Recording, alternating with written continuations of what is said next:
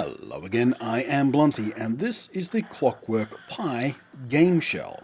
It started life as a crowd-funded product last year. Now all the little circus that goes around all that crowdfunding stuff and actually getting it into funders' hands and stuff is all settled down, and it is now ready to come to life as a regular, just buy it and have it delivered kind of product. Well, not entirely like a buy it and just have it delivered kind of product. I mean, yes, you do buy it and have it delivered, but it arrives like this, and it's up to you to put it together. Don't slap that panic button just yet if you're not much of a tech head. While this pile of bits may intimidate those of you who have never held a soldering iron and have no memories of the esoteric mysteries of the resistor color band code system, it is remarkably easy to assemble. Like literally a child could do it. And not even an especially bright child.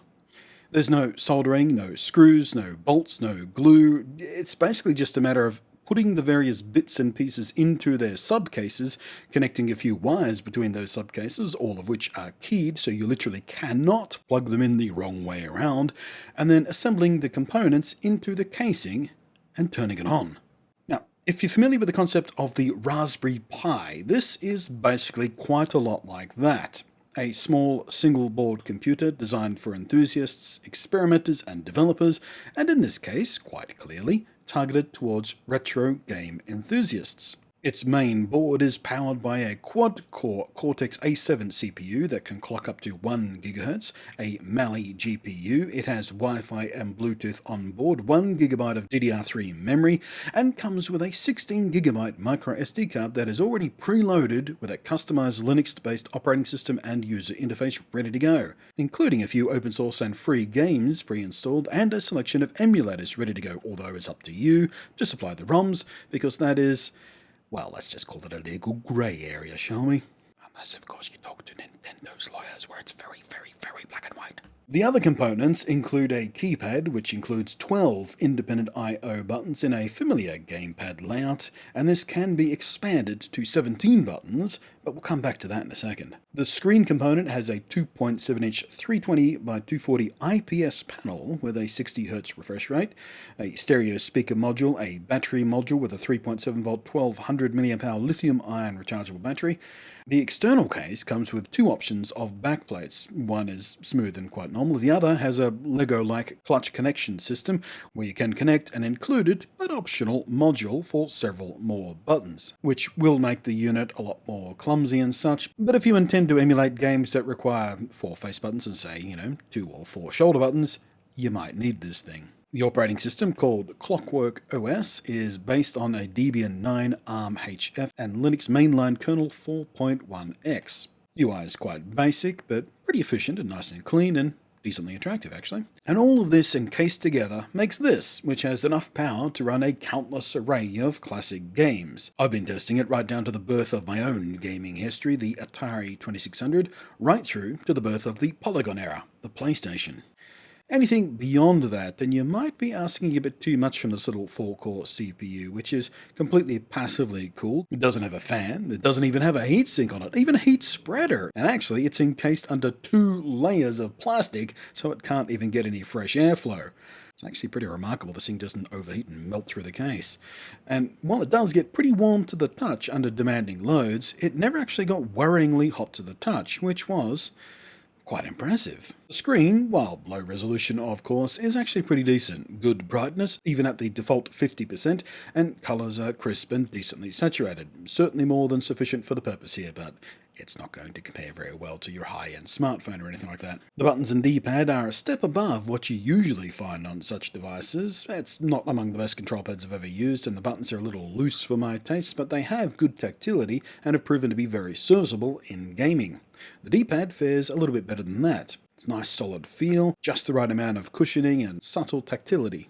The speakers are not what I'd call superb either. In fact, that's kind of a running theme. Nothing here is going to blow you away, but everything is at least good enough, and some of the stuff is pretty good. But the speakers are in fact better than I'd anticipated, pumping out an adequate volume with a decent clarity and lack of distortion even at max volume. They do sound a little bit tinny, as of course all these teeny tiny little speakers do. I mean, I won't be listening to any music on it, even with their included rather basic mini player, but it is sufficient for handheld gaming.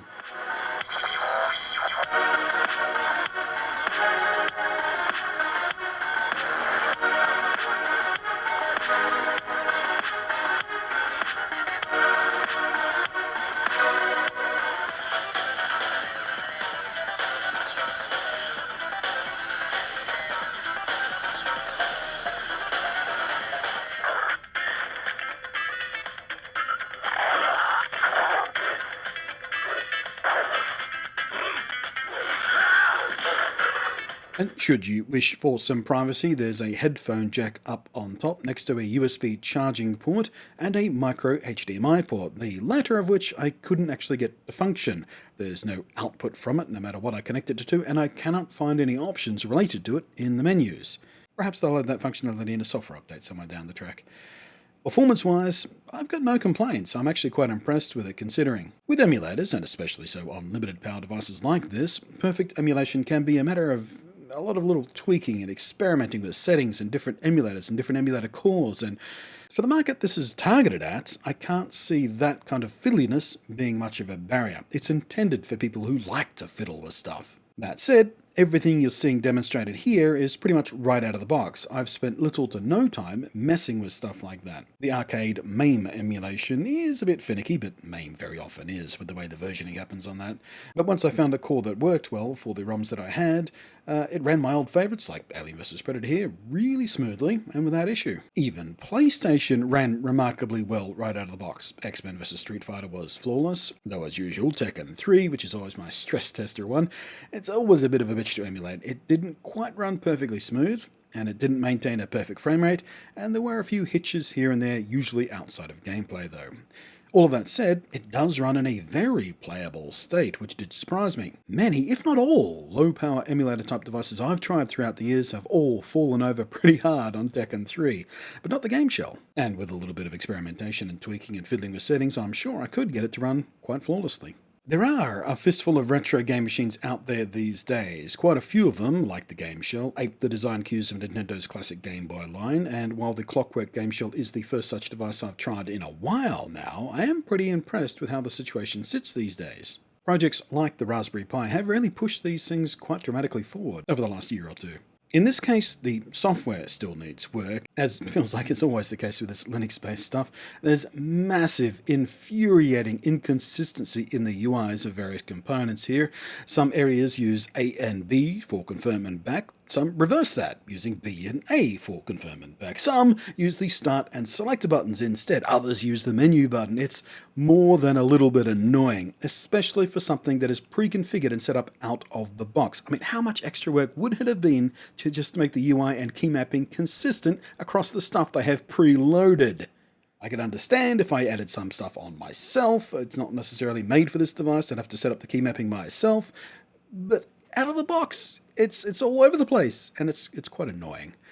It's also a bit dumb, I feel, that despite not being powerful enough to emulate Xbox games and copycatting Nintendo's design cues for the external case, they've gone with the Xbox button layout by default. Why wouldn't you just use the Nintendo layout? It looks like a Nintendo thing. At the end of the day, those little annoyances aside, this is as easy to use and set up as any such device I've ever tried. I was up and running with this thing much faster than I was when I tried to do similar things with the Raspberry Pi, and while it comes in pieces, its assembly is easy and well documented in the instructions, completely tool-free and quick, and the gaming experience is pretty damn satisfying. The components and general material and build quality feel pretty damn good, and the final assembly feels solid and robust. In my humble opinion, at the end of the day, it is well worth considering for retro gaming enthusiasts and emulation tinkerers. It's a large step above some of those other cheap and nasty Game Boy lookalike units out there, you know the ones I mean, both in terms of function and quality and power, but then it should be, because for the price of one of these, you could have 4 or 5 of those cheap and nasty little ones. And if it came down to that choice, I would personally very much prefer spending my money here. The ClockWork GameShell is pretty impressive, and I will be keeping mine handy. Could be nice to soak into some retro gaming the next time I travel, I think. Thanks for watching, I am Blunty, and I will catch you next time.